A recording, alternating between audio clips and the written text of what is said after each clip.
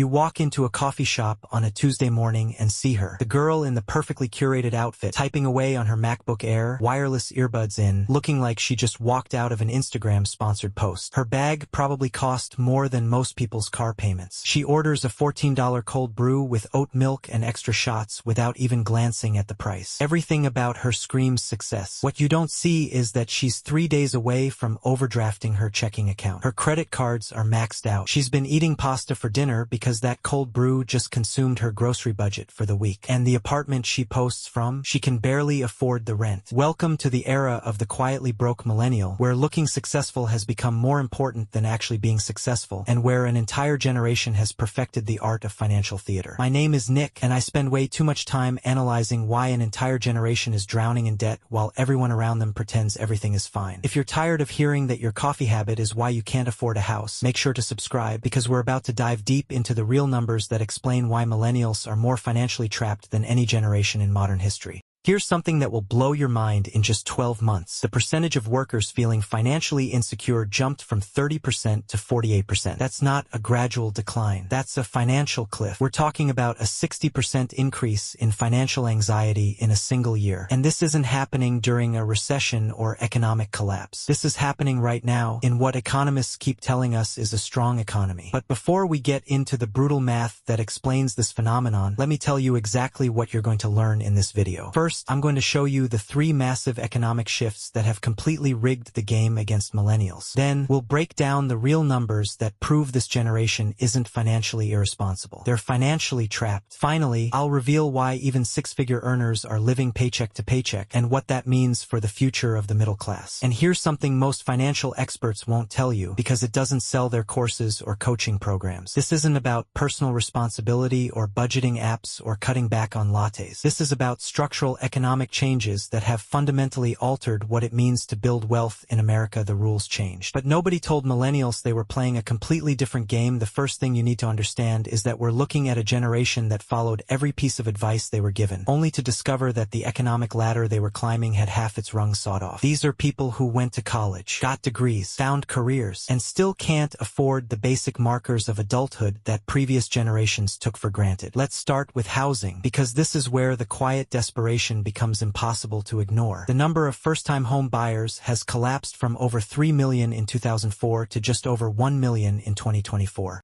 That's not a housing shortage. That's a generational lockout. The median house price is now nearly 6 times the median household income, compared to less than 4 times in 1984. Think about what this means in practical terms. Your parents bought their first home when houses cost 4 times their annual salary. Millennials are trying to buy homes that cost 6 times their annual salary, while also dealing with higher interest rates, student loans, and an economy that treats steady employment like a luxury item. But here's where it gets really twisted. Once home ownership starts looking impossible, behavior changes completely. When you can't save for a down payment because the goalpost keeps moving further away, why save at all? This explains the so-called doom spending that financial experts love to criticize. It's not financial irresponsibility. It's a rational response to an irrational situation. The psychological research backs this up perfectly. When people lose hope in achieving major financial goals, they shift their spending patterns toward immediate gratification. It's not that millennials don't understand delayed gratification.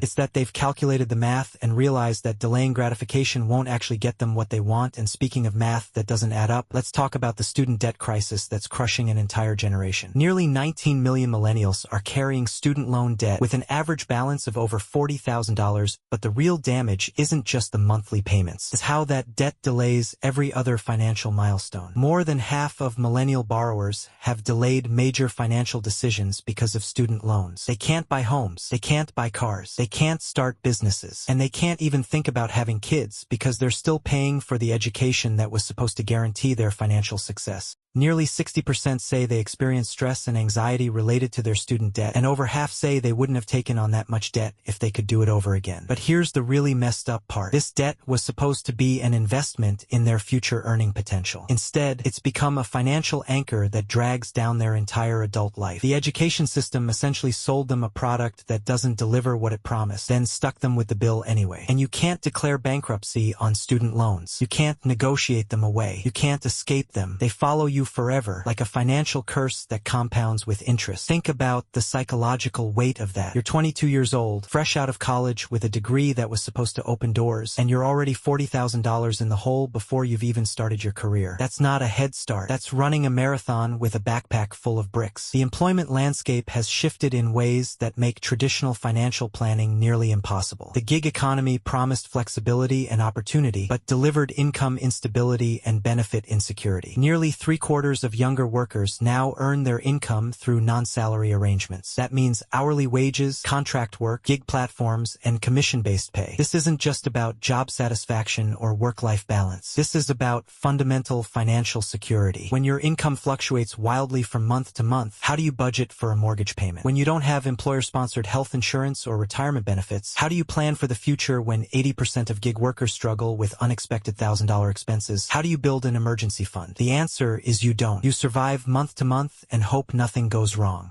Which explains why so many millennials feel like they're constantly on the edge of financial disaster, even when they're technically employed. But even millennials who manage to climb the traditional career ladder are discovering that success doesn't mean what it used to mean. 64% of six-figure earners say their income isn't a milestone for success. It's the bare minimum for staying afloat. Think about that for a second. People earning over $100,000 a year are describing themselves as barely getting by. This isn't about lifestyle inflation or keeping up with the Joneses. This is about the basic cost of middle-class life pricing out the middle class. Housing, healthcare, childcare, transportation, and education now cost so much that even high earners are financially anxious. They're living what researchers call the illusion of affluence, where a good salary on paper translates to financial stress in reality. One financial strategist recently argued that the real poverty line should be around $140,000 in household income when you account for the true cost of housing, healthcare, childcare, transportation, and college savings.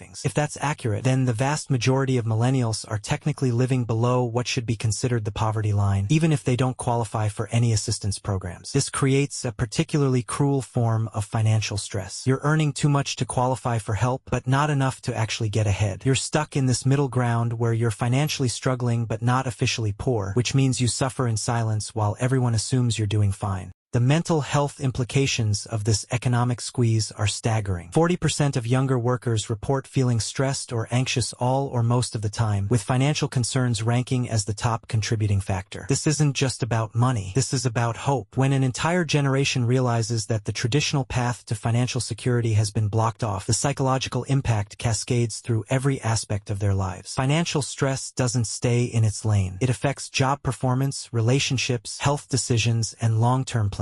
When you're constantly worried about money, it becomes harder to make good decisions about money, creating a vicious cycle that's incredibly difficult to break. The quietly broke millennial phenomenon becomes even more absurd when you look at the desperate measures this generation is willing to take just to achieve basic home ownership. 41% of millennials say they're willing to buy a house with asbestos or pest issues. Let that sink in for a moment. An entire generation has been priced out so completely that they're literally volunteering to live with cancer-causing materials and roach infestations just to stop throwing money at landlords. 57% are ready to invest in fixer-uppers, which sounds romantic until you realize that most millennials can barely afford the down payment, let alone the tens of thousands needed for renovations. It's like being offered a lottery ticket where the prize is the opportunity to go into even more debt, but it gets weirder. 34% of millennials say they're willing to buy a home near a cemetery. 26% would consider living next to railroad tracks. These aren't lifestyle preferences. These are the housing equivalent of settling for whoever swipes right on your dating profile because you're tired of being alone. The most telling statistic: more millennials are willing to live near a cemetery than near their ex-partner. Which honestly makes perfect sense. Dead people are quiet, they don't play loud music, and they never ask to borrow your lawnmower. Meanwhile, your ex will probably still try to use your Netflix password. This willingness to accept substandard housing conditions isn't about being picky or entitled. It's about a generation that's been systematically locked out of home ownership, watching their dreams get smaller and smaller until they're grateful for anything with four walls and a roof that doesn't collapse. The intergenerational wealth gap has created a situation where millennials aren't just competing against each other. They're competing competing against their parents' generation in an economy that heavily favors people who already own assets. Baby boomers control more than 50% of all wealth in America, despite making up a much smaller portion of the population. That's not just inequality. That's economic hoarding. Here's where the math becomes truly depressing. Boomers are sitting on $82 trillion in wealth. That's more than twice what Generation X has accumulated, and 4 times what millennials have managed to scrape together. When you're trying to buy a house and you're bidding against people who can pay cash from their home equity or retirement accounts, you're not competing on a level playing field. The real estate market has become a rigged casino where millennials are playing with food stamps while boomers are throwing around poker chips worth more than most people's annual salaries. Being locked out of home ownership doesn't just delay your plans. It could cost young buyers roughly $150,000 in lost equity over their lifetime. Building wealth through home appreciation is exactly how previous generations accumulated their massive wealth advantages. Boomers own an estimated $19 trillion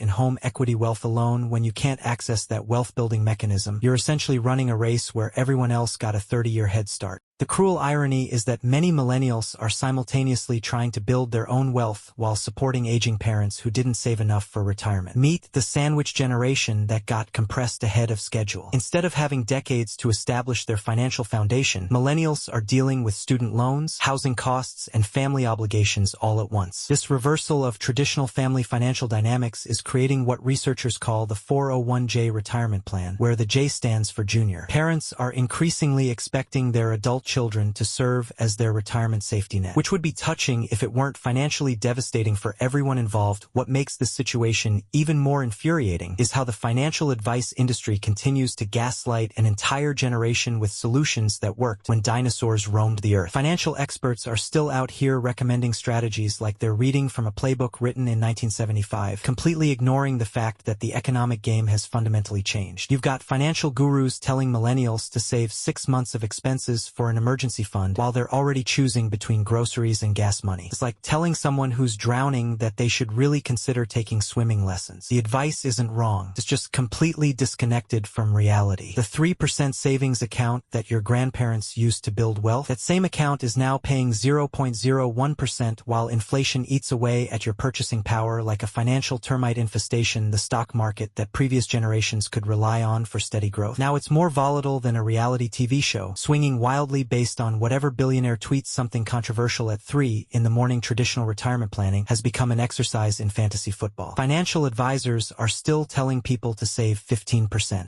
of their income for retirement, while those same people are spending 40% of their income just on housing. The math doesn't work, but nobody wants to admit that the entire system has broken down. Here's what really happened, and this is the part that should make you absolutely furious. The cost of everything that matters for long-term wealth building has skyrocketed while wages have remained relatively stagnant. But instead of acknowledging this economic reality, society has decided to blame millennials for not being financially responsible enough. It's the perfect crime, really. Jack up the prices of housing, education, and healthcare to levels that are mathematically impossible for most people to afford, then criticize those people for not being able to afford them. It's like charging $100 for a hamburger and then writing articles about how young people are too entitled to appreciate fine dining. The adaptive strategies millennials are employing reveal just how dire the situation has become. 72% have taken steps to improve their financial health in the past year, but their options are limited to cutting expenses rather than building wealth. 51% are trying to save more.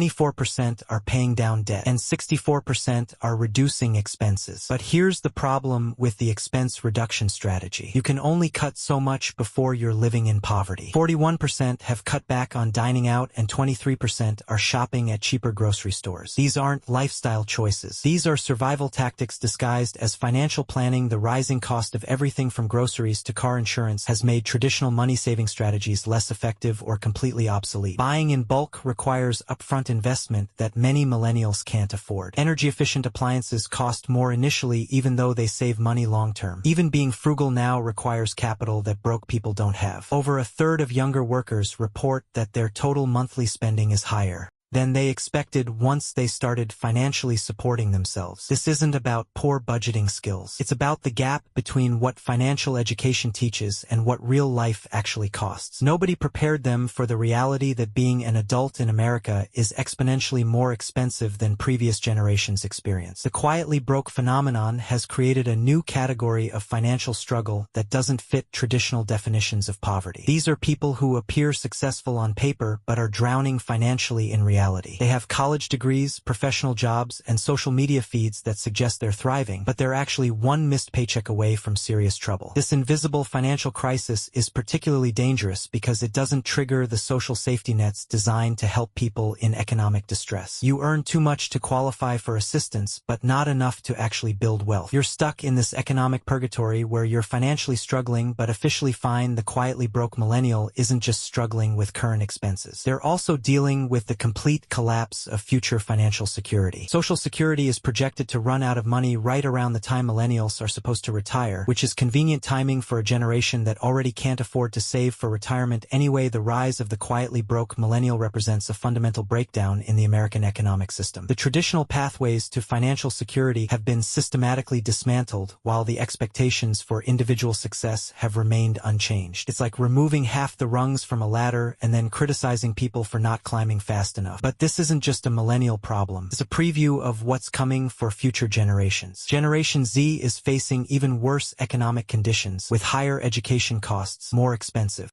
housing, and less job security. The quietly broke phenomenon isn't an anomaly. It's the new normal. Here's what really happened, and this is the part nobody wants to say out loud. The economic rules changed without warning, and an entire generation is paying the price while being told it's their own fault. The quietly broke millennial isn't a personal failure. It's a systemic breakdown disguised as individual responsibility. So the question isn't why are millennials broke? The question is, how long can an economy function when an entire generation can't afford to participate in it? And nobody seems to have an answer for that. If you found this eye-opening, make sure to hit that subscribe button. Why even high earners are living paycheck to paycheck, because this rabbit hole goes deeper than you think.